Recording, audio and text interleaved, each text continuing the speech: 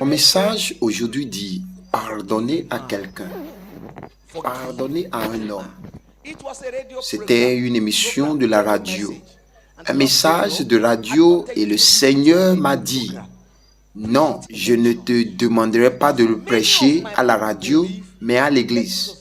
Car beaucoup de mes fidèles croient que Jésus vienne, qu'il aille au ciel et qu'il souffre. Ils oublient que beaucoup d'entre eux sont liés à leur ennemi et qu'ils iront en enfer ensemble. Il a dit que beaucoup sont liés à leur ennemi, comme si leur ennemi allait en enfer, ils y vont ensemble. Pardonner à quelqu'un, savez-vous qu'il y a beaucoup de gens que vous pensiez pardonner et que vous ne savez pas que vous ne leur avez pas encore pardonné? Il y a des gens dont on ne se souvient jamais, on ne se souvient plus, jusqu'au jour où quelqu'un en parle. Quelqu'un dit qu'ils sont faux. Un homme comme ça, on le ressent dans le cœur. Ouvrons cette page maintenant, car lorsque Dieu me parle, j'appelle. Il dit, je ne suis pas sûr que tu aies atteint le paradis. Je ne suis pas sûr que tu iras au paradis. Et lorsque j'envoie ce message à certaines personnes, je pense qu'il y en a qui sont indulgentes. Mais je réalise que lorsque quelqu'un me parle d'elle, ma réponse ne montre pas que j'ai pardonné. Voilà comment certains scénarios se déroulent. Vous comparez, vous comprenez? Certains péchés, certaines erreurs, certaines fautes, certains crimes. Et quand vous vous en souvenez, c'est comme si votre tête bouillonnait. Voilà comment certains scénarios se déroulent. Je vais vous expliquer certaines choses. Quand Dieu me donne la citation, la partie où la Bible dit « Notre Père qui es aux cieux », c'est plus que ce que vous venez de dire, c'est plus que ce que vous lisez.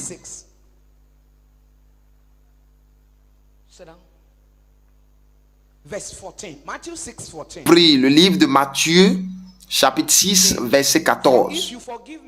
Si tu pardonnes les hommes quand ils pêchent contre toi, ton Père qui est dans les cieux te pardonnera. Mais lorsque tu ne pardonnes pas, ton Père qui est dans les cieux ne te pardonnera non plus.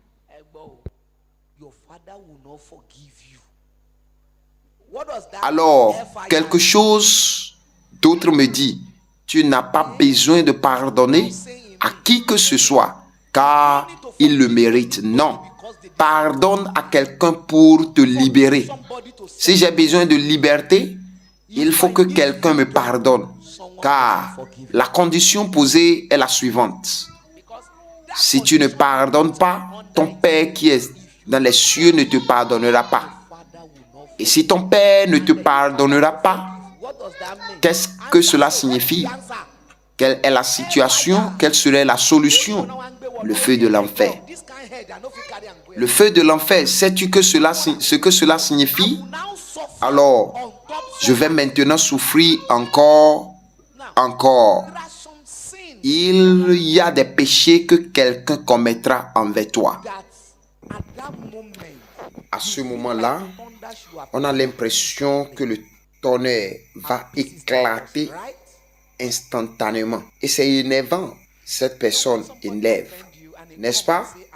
On sait quand quelqu'un nous offense et qu'il vient nous demander pardon, c'est encore mieux. C'est encore plus facile. Imaginez quelqu'un qui dort dans l'enceinte de l'église, pas de maison, il n'a rien. Il a construit une maison auparavant, il a fait un prêt à la banque et misé sa maison comme garantie. Et la banque a mis la main sur la maison. Dans la même situation, sa femme l'a quitté. Il a décidé de vivre dans l'enceinte de l'église.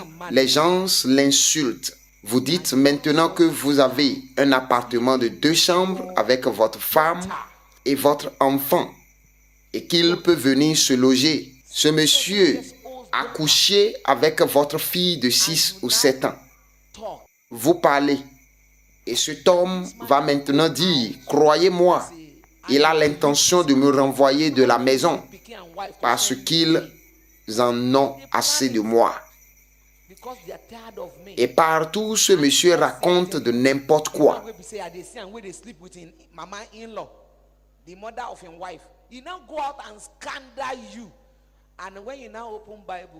Et la Bible dit qu'il faut pardonner à cet homme. Ta fille a été tentée de s'allonger. Si elle veut uriner,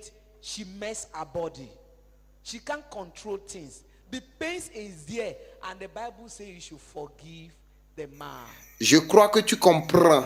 Je crois que vous comprenez ce que je veux dire. La douleur est là. Pardonnez-lui. Et cet homme ne s'excuse même jamais. Il continue de ternir votre image.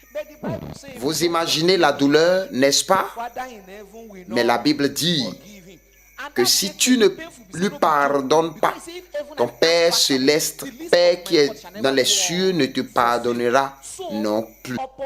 Et cette déclaration, les souffrances ne seront pas une plaisanterie.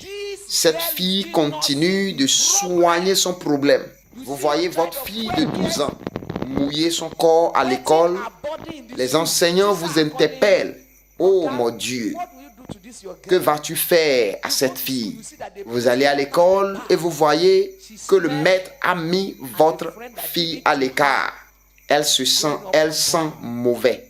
Et cet homme qui lui a fait ça, il est encore en colère contre vous. Et la Bible dit qu'il faut lui pardonner. Ma chère, oublie ton histoire, tu dois pardonner. Je te raconte simplement ce scénario pour que tu comprennes ce que cette phrase signifie. Ne me dites pas que ce n'est pas facile. Ah, le pardon non plus n'est pas facile. N'oubliez pas que l'enfer n'est pas facile non plus. Ma chère, tu as dit que tu m'aimes. Si tu m'aimes, on n'a qu'à faire un peu. Permets-moi de faire un peu si tu m'aimes. C'est comme ça, un peu il a dit et il t'a déviégé. Après cela, tu lui annonces ta grossesse. Il dit, toi, sale fille. Il est parti se marier le jour de son mariage, un grand mariage comme ça. Et toi, tu continues à vendre des sucreries au bord de la route. Tu as du mal à envoyer ton enfant à l'école et avant même de t'en rendre compte, vous apprenez qu'il est parti. Tout va bien pour lui et sa femme. Et toi, tu souffres. Et aucun homme n'est prêt à t'épouser. Et ton fils a une vingtaine d'années maintenant. Et cet homme s'amuse. Tu ferais mieux de le pardonner. Le premier fils né de cette femme, pour eux, pour le mariage, même envoyer ton fils apprendre le menuisier, toute la famille te rejette. Personne ne peut t'aider. Et maintenant, tu ouvres la Bible. La Bible dit de lui pardonner. La Bible dit de le pardonner. Non, je ne veux pas que tu me racontes ton histoire. Je te la raconte. Tu ferais mieux de pardonner, à moins que tu veux tomber. Ne lui pardonne pas car il se rend compte. Ne lui pardonne pas parce qu'il se rend compte de son erreur. Ne pardonnez personne parce qu'il a juré de ne plus recommencer. Pardonnez-vous en lui. Il y avait une femme. Elle avait refusé à son fils, à ce que le fils connaisse son père. Parce que le père l'avait enceinté et avait rejeté la grossesse, l'a laissé souffrir elle seule. Elle a souffert et lorsque l'enfant a grandi, l'enfant est devenu riche. Elle a dit à son enfant de ne même pas reconnaître son père. Pardonne, sinon tu vas tomber avec lui. Tu sais quel est ton problème? Tu n'auras aucune chance de raconter ton histoire.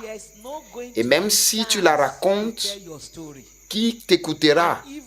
Il te suffit de réussir l'examen. Et une fois réussi, finis-le. Lorsque vous aurez terminé, après les félicitations, after congratulations, it is then we shall tell the story how we overcome, not how we lose it. We shall order vous raconterez comment vous avez surmonté des problèmes. Nous racontons comment nous avons surmonté nos défaites, pas comment nous avons échoué. Pas le temps de raconter avant le jugement. Ma chère, laisse-moi te dire, le plus douloureux,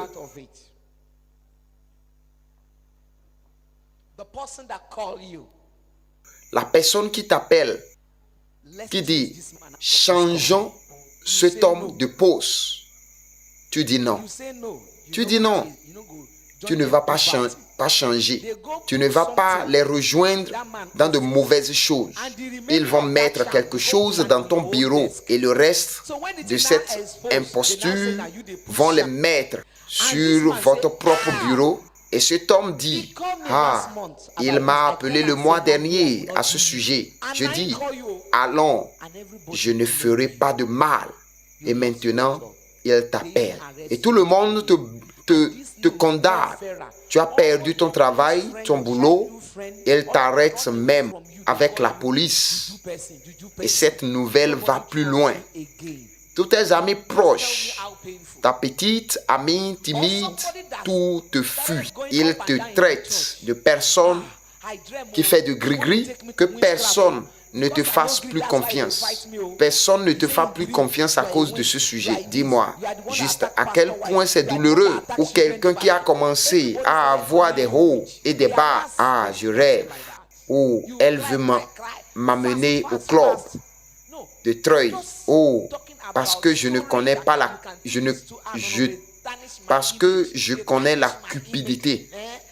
C'est pourquoi ils me combattent. Oh, il dit dans son rêve, tu es un treuil. C'est toi qui attaques la femme du pasteur. C'est toi qui attaques le service des enfants. Tout le monde a commencé à t'appeler de sorcier ou sorcière. On arrête rien de tel. Tu pleures et tu pleures encore. Vite. Non, je parle juste d'une histoire que tu peux prendre comme ton histoire. Ah non, ils ternissent ton image. Ils ternissent ton image.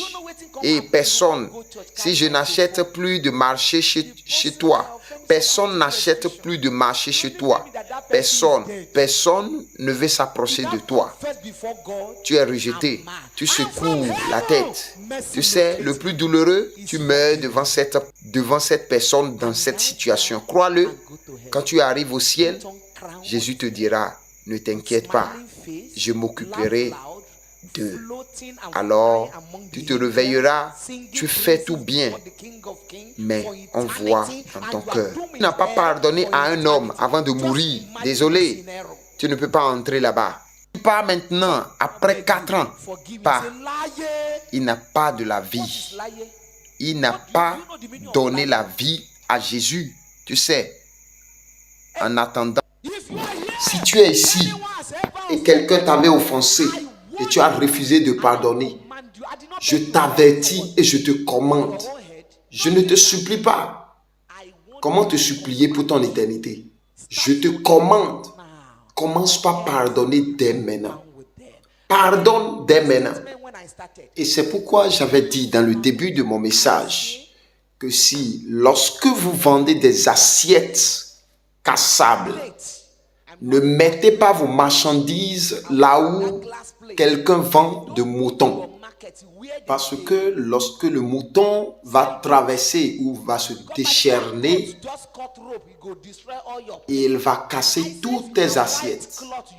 J'ai également dit, lorsque vous vendez des tissus blancs, ne mettez pas votre marchandise là où quelqu'un vend de l'huile rouge. Lorsque l'huile rouge va tacher de tissu blanc, il n'y aura pas de solution.